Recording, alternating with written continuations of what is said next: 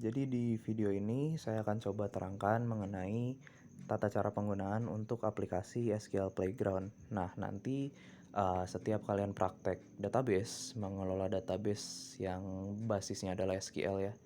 Nah, nanti kalian menggunakan aplikasi ini kalau misalnya di handphone.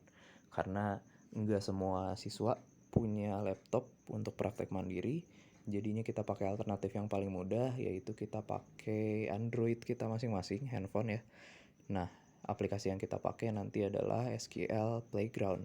Nah, mungkin saya jelasin mengenai bagian-bagiannya di sini ada apa aja dan fungsinya seperti apa. Jadi yang pertama ada kolom di bagian atas ini, yang bacaannya adalah type your SQL query. Nah, di kolom ini adalah tempat untuk menuliskan si perintah atau query-nya yang mau kita jalankan ke dalam si database yang ada di aplikasinya ini. Jadi, misalnya kita pengen nulis query untuk menjalankan sesuatu, perintah atau apapun itu, kita tulisnya di dalam sini. Nah, ini misalnya udah ada sampelnya ya. Nah, setelah itu, untuk menjalankan si query-nya, kita tekan tombol panah hijau yang ada di bawah ini. Nah, kita klik ini kalau misalnya kita udah menuliskan query-nya dengan benar ya.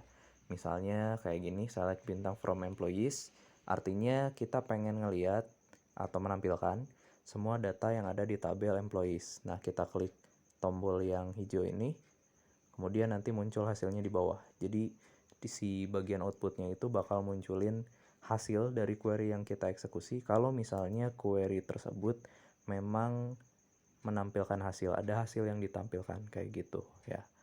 Nah, kemudian sedikit ngejelasin mungkin ya cara kerja si aplikasi ini.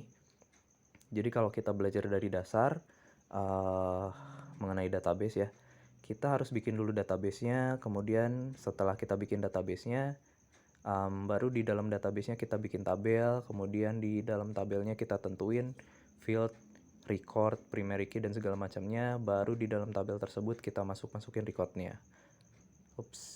Nah, kalau di aplikasi ini, jadi sistemnya ini hanya satu database tunggal aja.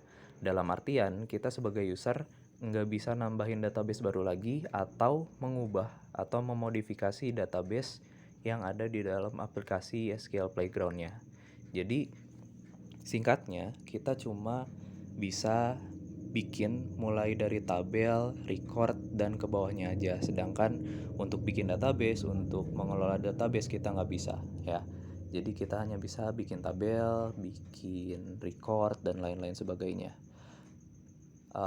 Kemudian untuk cara bikin tabelnya sendiri kita bisa pakai query create ya. Query create SQL, query create table maksudnya.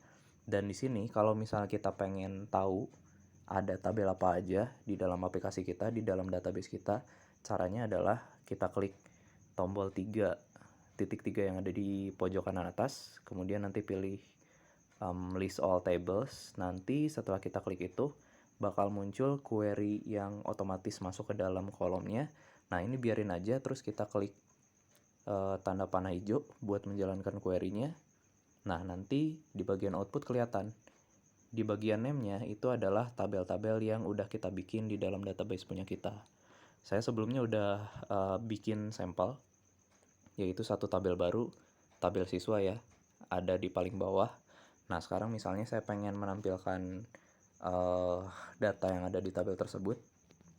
Kita tulis query-nya, select bintang from siswa, titik koma. Nah, kita run. Nah, nanti muncul data yang ada di tabel si siswa itu. Untuk masukin si recordnya ke dalam tabel siswa, karena di tabel siswa ini cuma 4 ya kolomnya, NIS, nama, alamat, umur. Cara masukinnya sama aja ya. Jadi kalian pakai query insert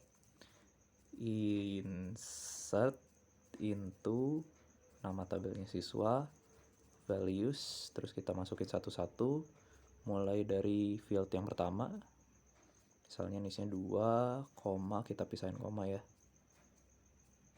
John Farvatos,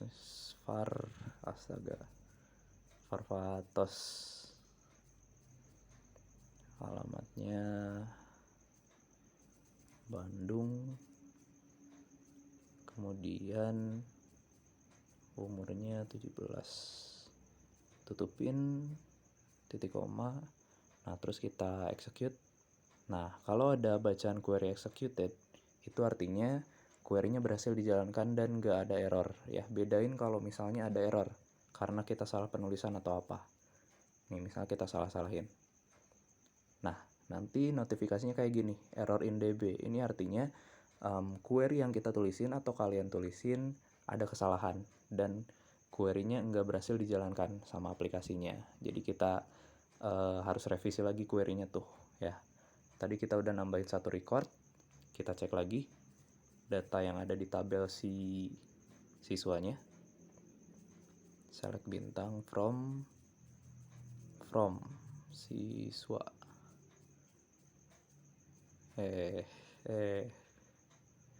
Nah, oh kebalik ya, tapi nggak apa-apa. Ini menandakan bahwa recordnya udah berhasil masuk ya. Jadi kayak gitu aja untuk petunjuk singkatnya. Semoga bisa dipahami.